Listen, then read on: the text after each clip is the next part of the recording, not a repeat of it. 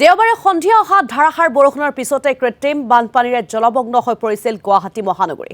মাজনিশালৈকে অহা ধাৰাসাৰ বৰষুণৰ ফলত মহানগৰীৰ বিভিন্ন স্থানত ভয়াৱহ পৰিস্থিতিৰ সূচনা হৈছিল। কৃত্ৰিম বানত আবদ্ধ হৈ পৰিছিল বহুতো লোক। মহানগৰীৰ জনতা আবদ্ধ হৈ পৰিছিল কৃত্ৰিম বানত। কিন্তু বৰ্তমানেও মহানগৰীৰ বিভিন্ন প্ৰান্তত সুস্থিৰ হোৱা নাই পৰিৱেশ। আজি বতৰ ফৰকাল যদিও বানমুক্ত হোৱা নাই গুৱাহাটীৰ বিভিন্ন অঞ্চল। কৃত্ৰিম বানপানীৰ বাবে আজিও বন্ধ হৈ আছে মহানগৰীৰ কেইবাখনো শিক্ষানুষ্ঠান। গতিকে সমস্যাত পৰিছে শিক্ষাৰ্থীসকল।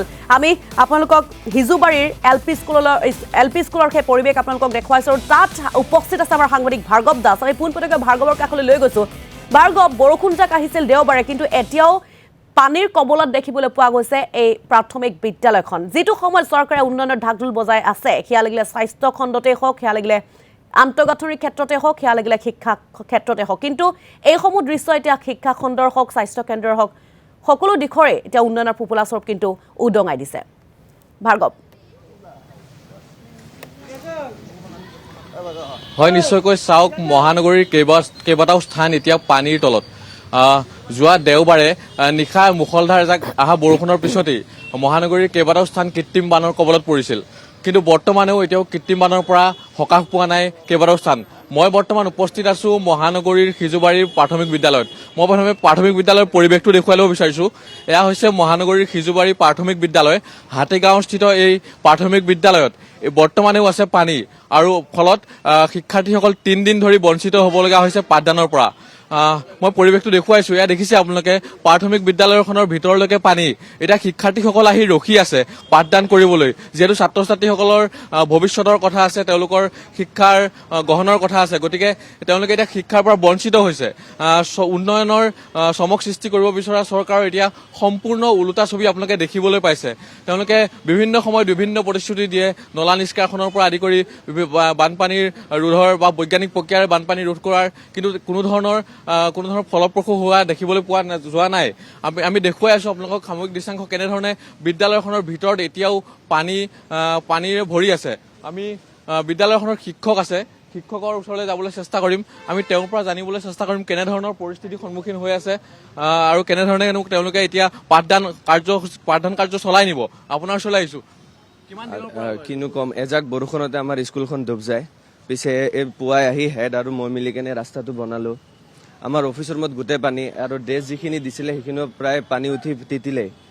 আৰু আমাৰ শিক্ষকবোৰে যিমান পাৰে, যিমানে বৰষুণ হওক, ইমান ৰাস্তা দি গৈ হলেও আমি এটা ক্লাছ ৰুমতে আমি দুটা ক্লাছৰ ছাত্ৰ বহাই কেনে এনেকে আমি ক্লাছ কৰাই আছো।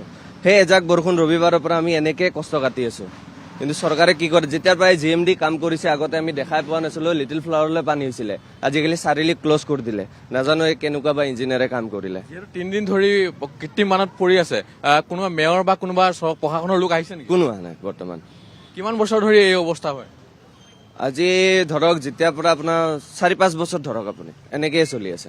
যিহেতুকে ছাত্ৰ ছাত্ৰীসকল এতিয়া আহি ৰখি আছে পাঠদান কৰিবলৈ, কেনেধৰণে আপোনালোকে এতিয়া পাঠদান পাঠ্যসূচীটো মানে এনেকুৱা বাচ্ছাবোৰ কি শিকিব, কিন্তু তথাপি আমাৰ টিচাৰবোৰ যিমানে পাৰে ইমান অভিজ্ঞতাৰে শিকায়। আপোনালোকৰ আমি এটা ক্লাছতে 2জনকে ছাত্ৰ বহাই আছো। তাৰমানে 1-2 এটা ক্লাছত, 3-4 এটা ক্লাছত, 5-4 এটা ক্লাছত, এটা ৰুমতে 2টানকে ক্লাছ বহাই আছো। আজি পাঠদান কাৰ্যসূচী হ'ব নাই? হ'ব, নিশ্চয় হ'ব। এনেকে কষ্ট কৰি আমি কাৰ্যসূচীত লৈ যাম। আমি কি ক'ব, চৰকাৰলৈ কি আহ্বান জনাব?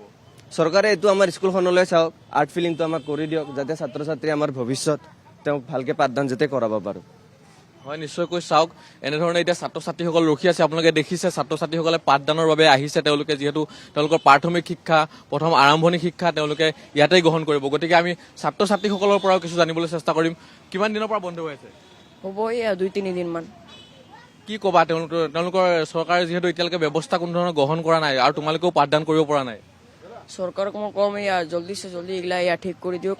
কলকাতা কৈ কিনে আমি স্কুল পঢ়িব লাগে। সোমবাৰৰ পৰা কেনেধৰণে পাঠদান চলি আছে আপোনালোকৰ? একদম বেয়া। হয়, নিশ্চয়কৈ এয়া দেখিছে আপোনালোকে ছাত্ৰ ছাত্ৰীসকলৰ অৱস্থা। চৰকাৰে বিভিন্ন সময়ত বিভিন্ন ধৰণৰ কথা কয় বা বিভিন্ন প্ৰতিশ্ৰুতি দিয়ে, কিন্তু এতিয়া সম্পূৰ্ণ এটা ফুপুলা স্বৰূপ আপোনালোকে দেখিবলৈ পোৱা গৈছে সিজুবাৰী প্ৰাথমিক বিদ্যালয়ত। এনেধৰণে মহানগৰীৰ আন কেইবাটাও স্থানত এতিয়া পানীৰে ভৰি আছে। যিহেতু তেওঁলোকে প্ৰশাসনৰ বা মেয়ৰগৰাকীয়ে হওক কোনো ধৰণৰ ব্যৱস্থা এতিয়ালৈকে গ্ৰহণ কৰা নাই। গতিকে তেওঁলোকৰ এটাই অনুৰোধ চৰকাৰলৈ, সোনকালে তেওঁলোকৰ যি বিদ্যালয় আছে প্ৰাথমিক বিদ্যালয়খনি সোনকালে সুব্যৱস্থা কৰি দিয়ক, যাতে তেওঁলোকে পাঠদান কাৰ্যসূচী আগুৱাই নিব পাৰে।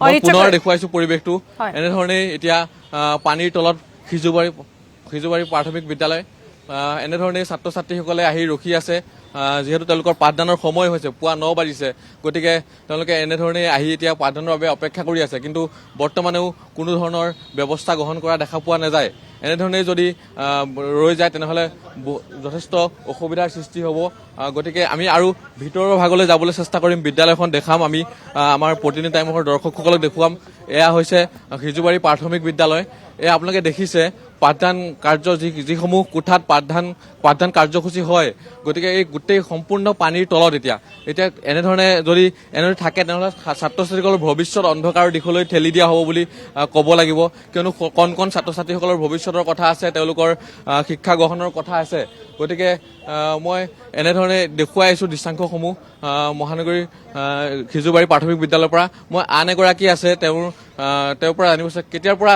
বানপানী হৈছে আমি বাচ্চা যেতিয়াৰ পৰাই পঢ়াইছোঁ ক্লাছ 1ৰ পৰাই কৃত্ৰিম বানপানী আমি পায়ে আহিছোঁ গতিকে এই 6 মাহ ক্লাছ নকৰিলে বুলিও ভুল নাই আৰু এনেকুৱা পানী হৈ থাকে ক্লাছ নহয়ে এনেকুৱা বহুত অসুবিধা আৰু বাচ্চাগিলাৰ কাৰণে ছাত্ৰ ছাত্ৰীসকলে বহুত কষ্ট পায় আৰু এনেকুৱা হ'লে বানপানীৰ মাজেৰে ক্লাছ কৰিব লাগে এটা ক্লাছত 2টা ক্লাছ কৰি কিনে বহায় আৰু সেয়ে আৰু অসুবিধা আৰু চৰকাৰলৈ কি ক'ব এনেকে প্ৰত্যেক বছৰে তাই অনুৰোধ মানে এখনে আৰু আমাক সা সুবিধা কৰি দিব লাগে আৰু স্কুলখনৰ কাৰণে ভৱিষ্যত আছে বাচ্চাবিলাকৰ এইটোৱে আৰু বেলেগ অনুৰোধ নাই আৰু হয় এনেধৰণে এতিয়া পাঠদান কাৰ্যসূচী চলাই নিবলগীয়া হৈছে সিজুবাৰী প্ৰাথমিক বিদ্যালয়ত আমি দৃশ্যাংশসমূহ দেখুৱাই নিশ্চয়কৈ ভাৰ্গৱ দাস আপোনাক ধন্যবাদ জ্ঞাপন কৰিছো আমাক কিছু পৰিৱেশ এই মুহূৰ্তত দেখুৱাৰ বাবে